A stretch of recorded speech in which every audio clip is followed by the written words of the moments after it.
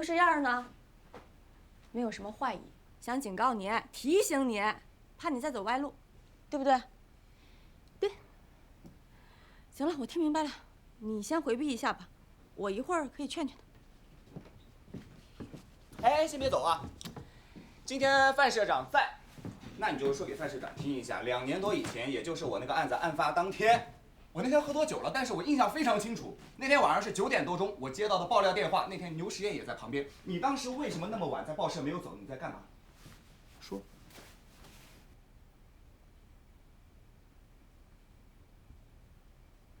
石燕，2年前那个晚上，到底发生了什么事儿啊？你说一说。放心好吗？咱们小树林见 ，OK？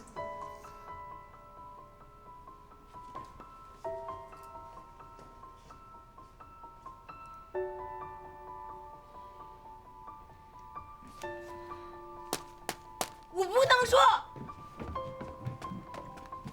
我去，你看到了吧？我看到什么了？心中有鬼啊！惶惶不可终日了他。我什么都没看出来，我就知道你们2个都是我手下大将啊，还口口声声说是我什么头号粉丝，关键时刻没一个人听我的。对了，你说说你的正事儿，你不是又发现什么线索吗？怎么着，你的冤案要赵雪了？啊，对，我刚才给他一下打岔，我打忘了。不是，你说他也是啊，说我把人家李顺东带坏了，是我天天在天使公司跟李顺东说，一定要遵纪守法，一定要按合法讨债。说正事儿，说正事儿。啊，说正事儿。哦，对，昨天晚上，差不多是9点15分左右，我接到一个神秘人的举报电话。这个人呢，听口音啊，应该是烟台人，40来岁这个样子。他自称叫申猴。申猴？啊，是我们同行吗？做媒体的？那就不清楚了。哎，他跟我爆料说，中福集团内部腐败严重，而且主要腐败的根据地，并不是在北京总部，就在我们荆州。他还跟我说，林满江通过石红杏等人高买低卖国有资产。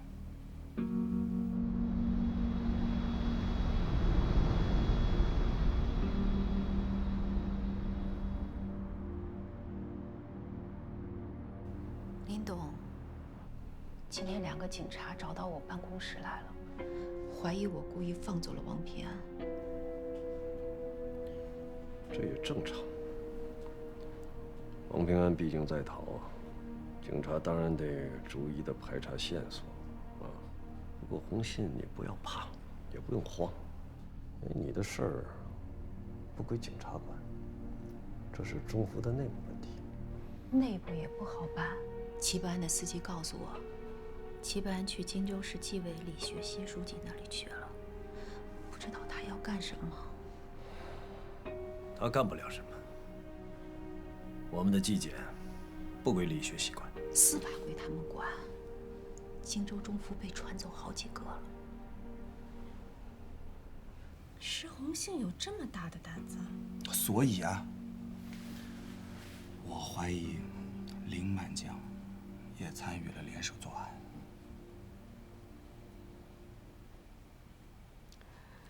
我发现你秦小窗，你是真敢想啊，什么都敢说是吧？你知不知道我们家老齐也在中福啊？荆州中福党委书记兼董事长。哎呀，那如果你们家齐书记也陷进来的话，但是我可以肯定，范社长你一定可以坚持原则，守住法律和良知的底线。你给我闭嘴，滚出去！马上给我滚出去！林董，不是我胆小。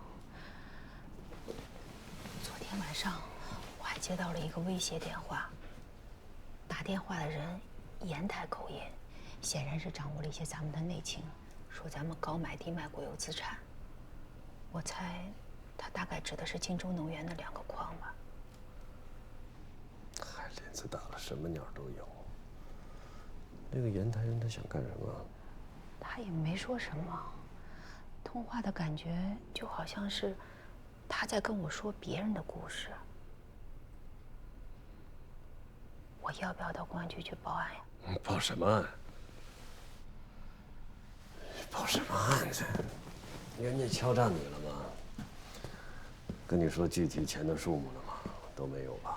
再说现在王平安在逃，你这时候报案也不合适啊。林东，我这辈子最幸福的人就是你，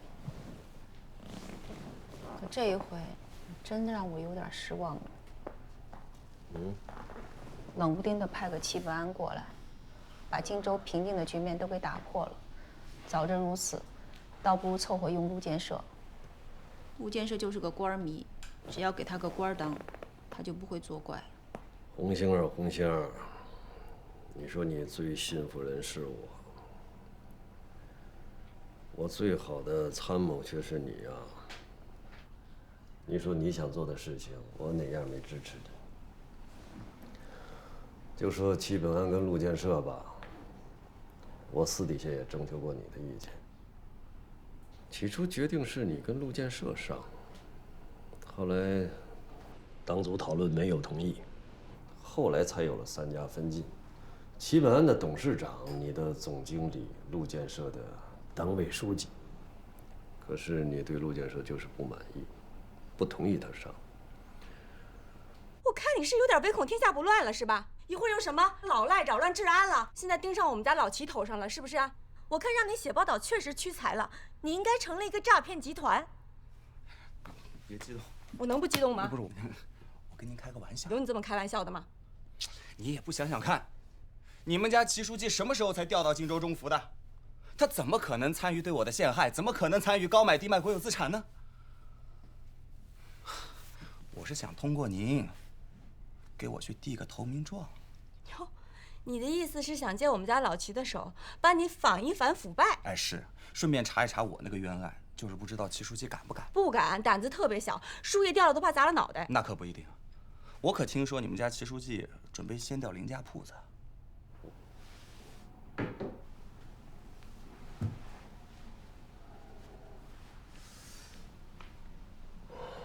红星啊，你是不是自身也有问题啊？你对戚本安到荆州中府，是不是有抵触情绪？你别否认，有一件事我问你，你不要回避。当时戚本安住的宾馆你安排的吧？王平安、李公权送礼，怎么就那么及时的被人举报了？我听陆建设说，还有摄像视频录像。你回答我，这是怎么回事？我以我的党性和人格向你保证，这事儿绝不是我干的，也绝不是我安排人干的。不管怎么说，戚本安是我师弟，而且又是上任头一天发生的事，这怎么可能？我以我的党性和人格向你保证。行了行了，你别用什么党性人格了，你动不动就党性人格。那王平安弄走那个5个亿，你当时还用党性人格发过誓呢，你说你不知道，这是什么意思啊？啊，行贿来的，堵我的嘴啊！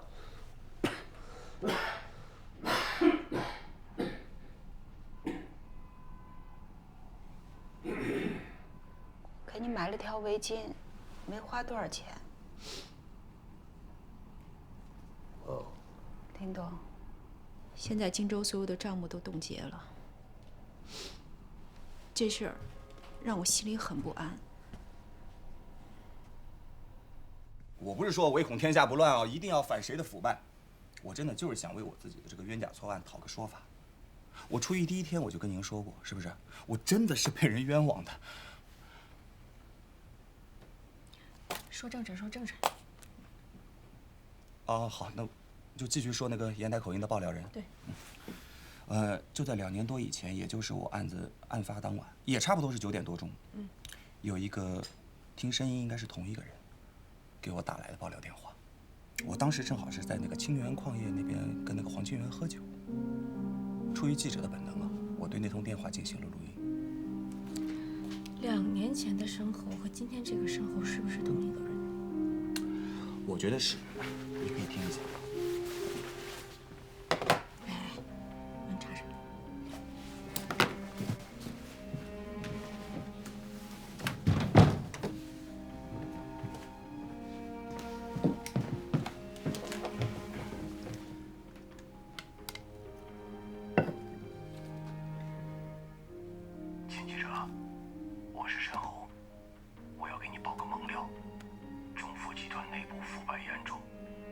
败的主要根据地，并不在北京集团总部，而在我们荆州。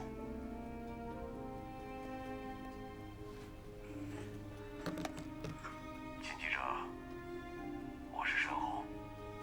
我知道你受了林家铺子的陷害，想掀掉林家铺子，我就来给你公聊了。你知道吗？荆州中副石红信胆大包天，和奸商勾结，高价买进奸商的劣质矿山，有受贿嫌疑。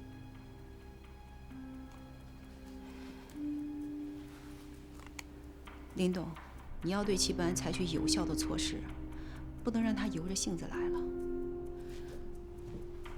我现在重新表个态，我不反对3家分晋，我争取和陆建设搞好团结。他毕竟是我提上来的。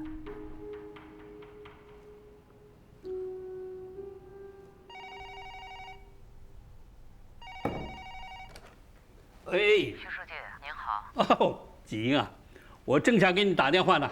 有件事情，我想向您汇报一下。今天上午，我在集团门口遇见了陆建设，他得到李满江的授意，现在在北京正在审查李公权。他推测的结论是，李公权案件可能牵扯到齐本安。齐本安才去几天啊？这不是荒唐吗？确实是很荒唐。看来，他们对齐本安的挑战开始了。所以，我猜测，这里面是不是有人要做齐本安的文章，以转移注意力？我认为你分析的对，确实是这么回事儿。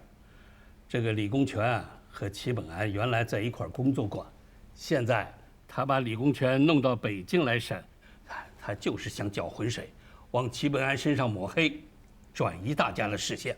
徐书记，你说这是不是有人想通过李公权案件做切割，遏制事情的进一步暴露？他们低估了我们吧？那陆建设如果在审查报告上栽赃齐本安呢？没那么容易。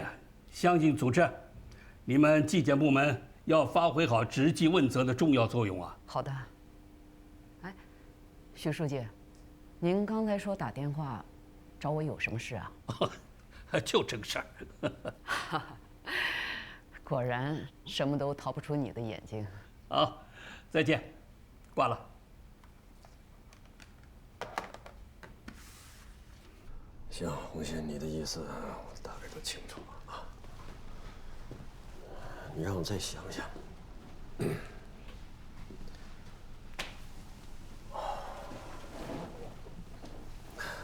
三角形态是最稳定的形态，但是这也不意味着就得让陆建设过去，毕竟组织上对他的考察还是不太理想。齐本安倒是理想，就是不服管。对管不住的人，就要在萌芽的时候消灭掉，不要给他做大向你呲牙的机会。这话是你说的？是我说的，这是韩非子的“事不足以则除之”，你给白话了。白话黑话，对齐本安，林董，你得当断则断。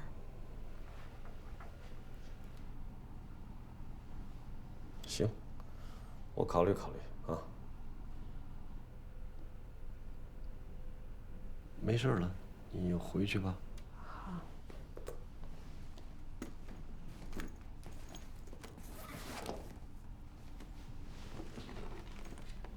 大师兄，多注意身体啊。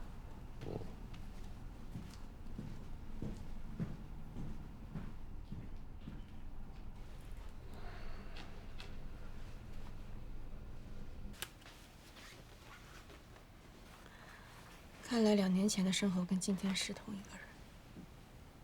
江小冲，你没说谎，你的那个案子很可能是被陷害了，是吧？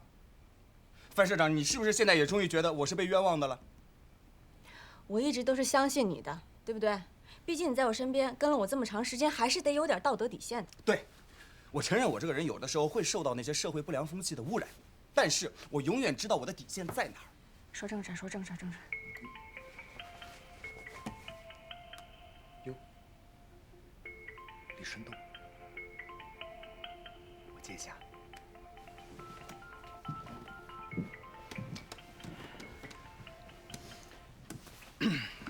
怎么了？金转窝，你再是闲不着你，你这一离开，我还真有点闪得慌。怎么着啊？回来吧。我欢迎你重回天使。我听你这意思，这你也发现开除我是你们犯的一个重大错误了，是吗？可不就是我错了吗？回来吧，我想死你了。我觉得，你们天使最伟大的地方不是在于不犯错误，而是犯了错误以后，你们知道啊，要及时改正，如何改正。OK， 我回来。哎呦，秦记者，你这个话的评价太好了，我要把你这句话印刻在我们所有宣传册上，字字千钧啊！拜拜。大哥，荆州中府的民主生活会马上就要开了，我回头让他们把录像发过来，进行审查。另外，齐本安确实去和理学系勾兑了，但具体说了什么还不清楚。大哥，咱们不能由着齐本安的性子来啊！他这个人啊，没有人情味儿，再加上一个牛魔王在背后煽风点火，你说这荆州中府那还不闹得天翻地覆啊？行了行了，不说这个了啊！你去把文宣部的同志叫过来汇报一下，我想听听80年庆典的情况。好，你也帮着记一下，该改的地方改。不行就让齐本安过来指导，因为此前的筹备工作都是他做的。明白。哎，大哥，陆建设来了，他说想见你。他来干什么？不见。大哥，陆建设现在不骂宁和集团了。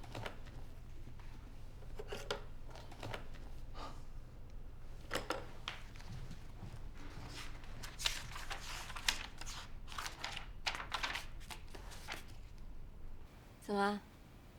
你又决定重新投入天使的怀抱了？你看这事儿闹的，他主动来求我的。那我一想吧，与其在咱们报社打杂跑腿，还是去外面跑，获取的信息多一些。你知道吗？你在我身边这么多年，我在你身上看清楚2点。第一点，你确实很有正义感；第2点，你这个人真的很不安分啊。金小春，我今天把话跟你说清楚，从今以后，你再也不是我跟报社派去天使公司的卧底了。你去那儿做事儿是你自己的事儿，跟我没有任何关系。那是不是我那个重要情报就也没必要合作了，是吧？这个还是可以谈一谈的，对吧？我对你也得够意思嘛。你刚才不是说了吗？准备给我们家老齐一个投名状，那我就说服一下老齐，帮你排查排查你的冤案。所以我说什么来着？范社长，你真的是一个非常好的生意人。我可不是生意人，我是记者、总编。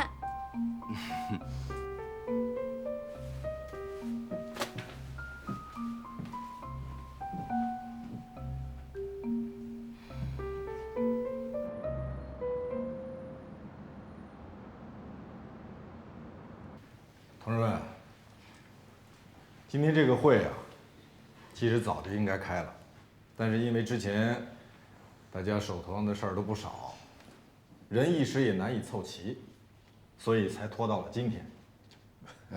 季书记，我打断一下啊，我觉得你说的也不是事实啊。怎么叫人难以凑齐呢？林满江董事长一声令下，大伙儿不是立即就到齐了吗？只不过林满江董事长把一个民主生活会开成了罚坐会和一言堂的训话会，简直是讥讽啊！尤俊杰，请你不要这么讲。当时不是有特殊情况吗？什么特殊情况？不就李公权那个事儿吗？他犯得着那么发威吗？咱今天开的既然是民主生活会，那允许我也大胆的民主一次。林满江同志的作风也该民主一些了，别明里暗里的搞一言堂，在集团里独断专行。林满江的作风是不是民主？他发现了荆州中府的问题，该不该提出批评，都不是本次会议要讨论的。尤俊杰，我提醒你一下。石洪敬同志说的对，这次会议啊，是我们荆州中府党委班子的一次民主生活会，是一次批评与自我批评的会议。大家都不要跑题啊！我也没跑太远，我只不过是找问题存在的根源，是吧？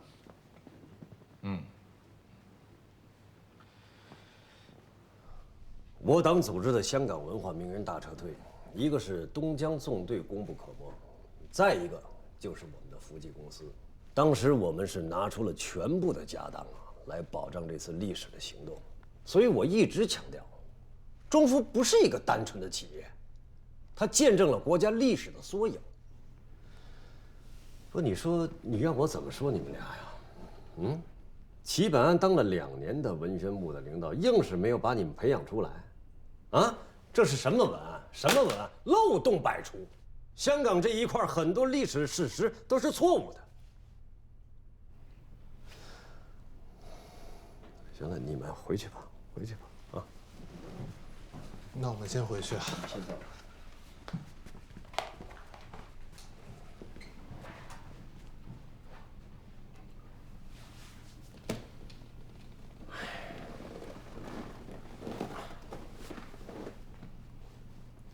我呢，是我们荆州中福的班长。首先带个头，进行批评与自我批评。同志们，坦率地说，我这次调到荆州中福，很突然，就到职的会上讲了个话，就让个别的同志产生了误会，以为我想收礼。王平安、李公权当天晚上就来给我送钱，这太可怕了。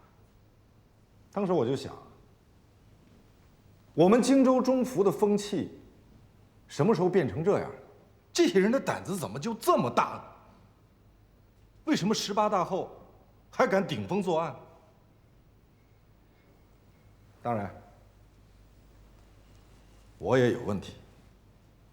我的问题就是，确实有些软弱了，没有抓住王平安、李公权这个恶劣的腐败典型做文章。齐书记，我想问一下，那你是不敢去抓呀，还是不愿意去抓呀？为什么别的干部没去给你送钱，偏偏是王平安、李公权你这2个朋友给你送过钱呢？你说说你们仨的关系。王平安、李公权的事儿出了以后，大家对你议论也不少啊。对。好，既然牛俊杰同志把这个问题提出来了，那么我也不回避。20年前啊，我从荆州公司调去了上海公司。当时呢，跟王平安和李公权在上海中福产权研究室工作。这个产权工作室啊，就是林满江同志为后来中福集团一系列兼并重组最早设置的一个研究机构。再加上我们3个呢，都是先后来自荆州，是同乡，有一种天然的亲近感，所以在一起的时间也比别人多一些。工作之余呢，也会偶尔出去吃饭。大体上就是这么个情况。齐书记，有人说你们3人在上海拜过把兄弟啊？这个绝对没有，但是在工作生活上，互相帮助是有的。齐书记，您呢长期在北京总部工作，请问一下，在王平安和李公权的提拔任用上，您有没有起过作用？没起过任何作用，事实上也起不到作用。大家也都知道，满江董事长是一个原则性极强的同志。说的好听是原则性强啊，其实就是专权霸道，人事问题他一言堂。刘总，又跑题了啊！哦，同志们，还是说说我的问题吧。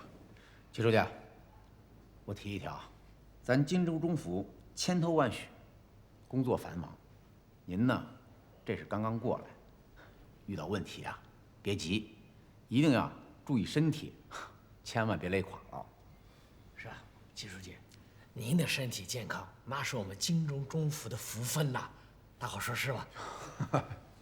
杨部长，李总监，你们能不能少拍点马屁啊？啊，哎，去年我记着好不容易开了一次民主生活会，你们俩好像也是这样跟石总说的吧？刘总啊，上次会议你攻击石总，我们打个圆场呗。就是，我们也不能破坏你们夫妻关系吧？哎，这话可不能这么说啊！在这个会上，石红杏同志她不是我老婆，她是我领导，有问题就得说，有意见就得提，你不然你开这个民主生活会干什么呀？牛俊杰，你还知道我是你的领导？我当然知道了，石领导，齐书记都开了个头了，你也快请吧。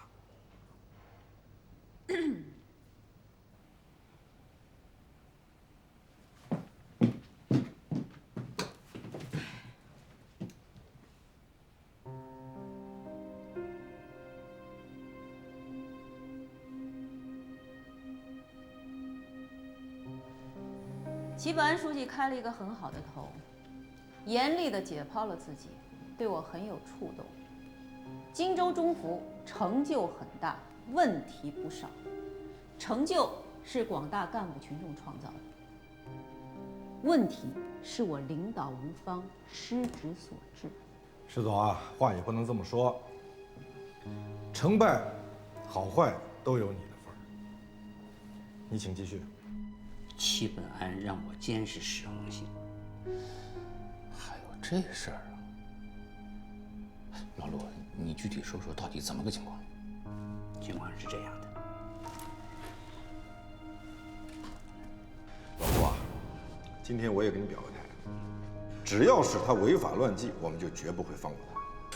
所以，如果一旦你发现他要走，马上制止他，就是我找他开会。齐书记，我真没想到你对石红杏能大义灭亲呐！什么大义灭亲啊？我想跟你说的是，任何事情我们没有经过调查清楚，不能轻易下结论。当然，我们也要坚持原则，守住底线。唐亮，我再给你换一换。我不瞒你说，我听了齐本安的指示后啊，我头皮发麻呀，浑身直起鸡皮疙瘩，这太可怕了啊！齐本安是谁呀？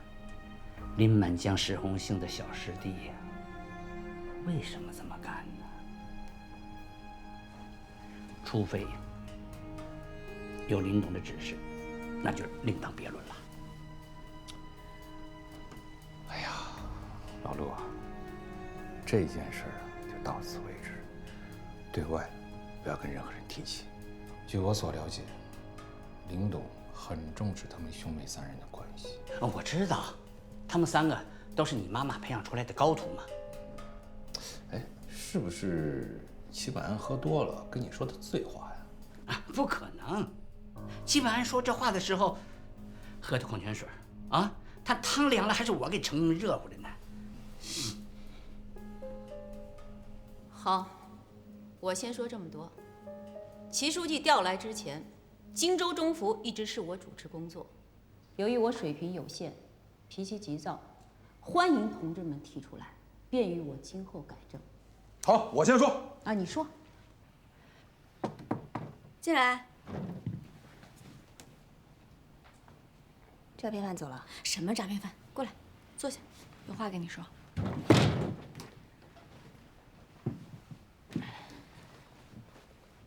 石红杏同志，你最大的问题就是心中没有基层群众，只有大领导。你把林满江的画像四处乱挂，办公室挂了还不算，你还往家里挂。我坦率地说，对此我接受不了，我内心极其反感。我认为这件事极不正常，而且我觉得这不是石红杏同志单方面的责任，林满江同志有很大的责任。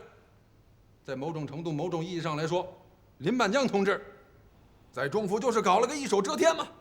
林满江同志把党和人民赋予他的为人民服务的权利，变成了为他的亲朋好友服务。那陆建设天天都骂他和集团，他怎么没来啊？牛俊杰，你又跑题了，怎么又扯到林满江头上了？石红杏，你就是只许州官放火，不许百姓点灯。这要不是齐书记来了，这么真正的民主生活会怎么开得起来？每年应付一次，你好我好大家好啊，互相吹捧一番，党风却越来越坏。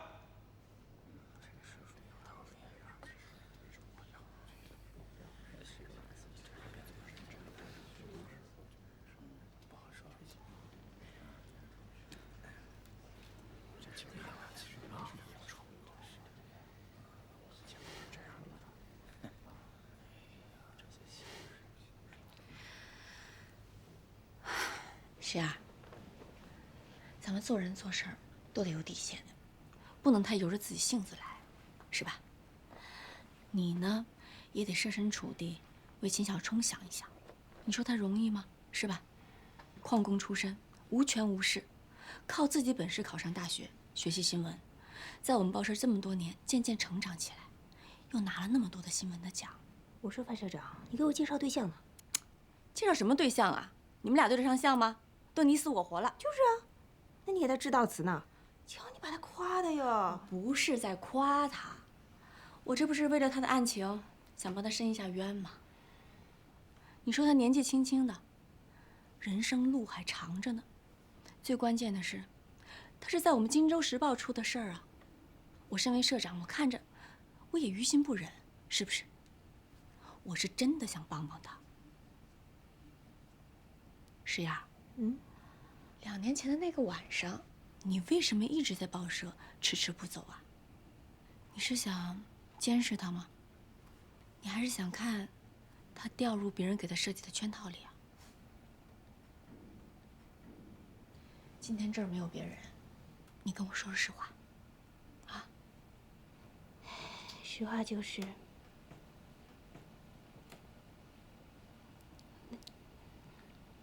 那天晚上我失恋了，差点没自杀。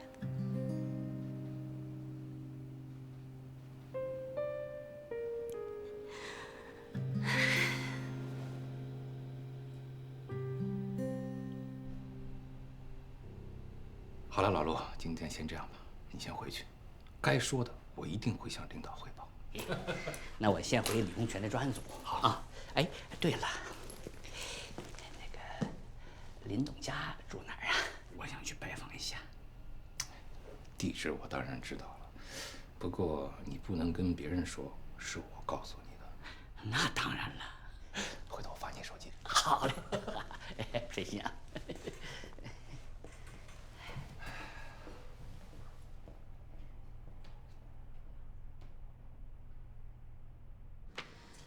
大家说的都不错，尤其是我们牛总，灯也点了，火也放了，苦也诉了，冤也申了，但是却忘了对照检查自己。谁说我忘了？我对照检查现在就开始。请。同志们，因为这些年来啊，咱们荆州中福一直就没有怎么开过真正像样的民主生活会，所以允许我把话扯得远一点。没问题吧，齐书记？没问题，你畅所欲言。我这个人啊，矿工出身，我16岁半工半读，我下井采矿。牛俊杰，这也太遥远了吧！你英勇的青少年时代是否能省略？这是民主生活会，不是你个人励志传奇的宣讲会。要说励志传奇，我和齐书记不比你差。16岁我们也都进厂学徒了。对，没有自身奋斗，谁也到不了今天。啊，了解我的人也只有失踪你了。那我从就任荆州能源总经理开始说，这总可以了吧？可以啊。讲讲荆州能源是怎么在你的手上败落成现在这个样子，讲讲你是怎么敲诈荆州中福和我们北京总部的，给我们点启发。嘿，这你还真说着了。这就是我要说的重点。哎，请讲。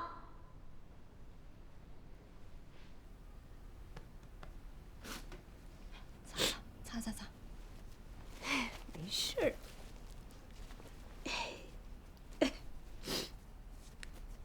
就是觉得，为了这么个男人，挺不值得的。那男的是谁呀？干什么的？都过去那么久了，没什么好说的。就是觉得这事儿挺荒唐的。荒唐什么呀？谁年轻的时候不干2个荒唐事儿？我当年要不是因为我荒唐，我会嫁给齐本安吗？对不对？哎呦，我说，范社长你就知足吧，好吧？齐本安人挺好的，人稳重，官运又好，是吧？没准还能接林满江的班呢。我好像记得你说过，你和齐本安是程端阳介绍的。对，当年我去采访陈端阳，齐本安协助采访。当时陈队阳知道我没有对象，就给我们两个撮合了。哎，我后来听说，齐本安想跟你妈搞对象，结果你妈没看上他，你妈告诉他，他这辈子最服的男人就是林满江。可不是嘛，我妈都把林满江的画像挂我们家了，我一气之下花了800，让人给你画了一张画像，也挂我们家。哎，你可别害我啊！我说，李总，哎，秦总，我来的正好，快一起去。怎么去哪儿啊？我还以为你会给我搞一个欢迎仪式呢。别仪式了，又出事了。上车说。那这么说，我来的挺及时呗？太及时了，你就是及时雨，快上车。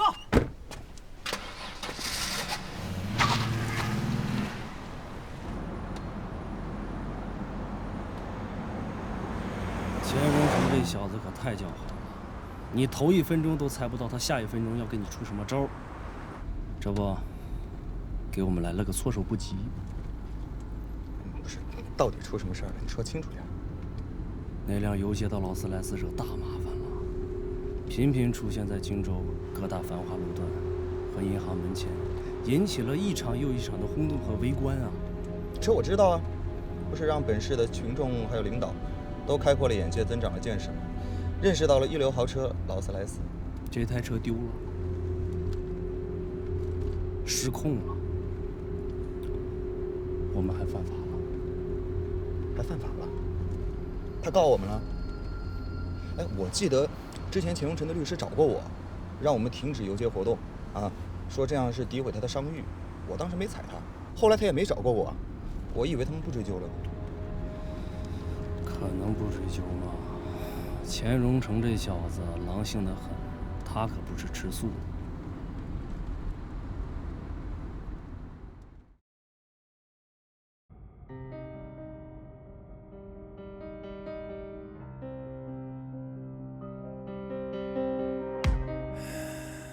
无所谓孤独，无所谓因素，唱歌当痛苦。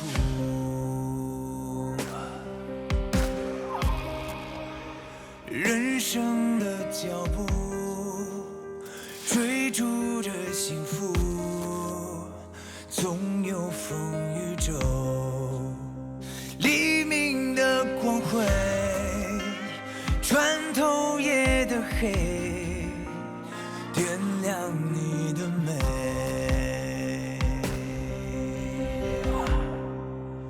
谁搬就搬退，流星的不睡，生命的机会。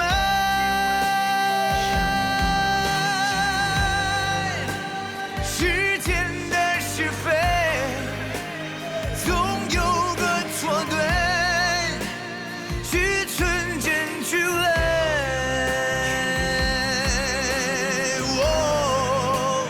烟雾会散在明月的两头，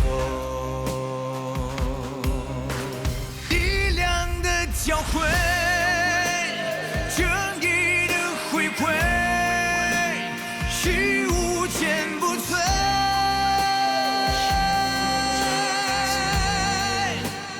的人心相随，问死心无愧，最难能可贵。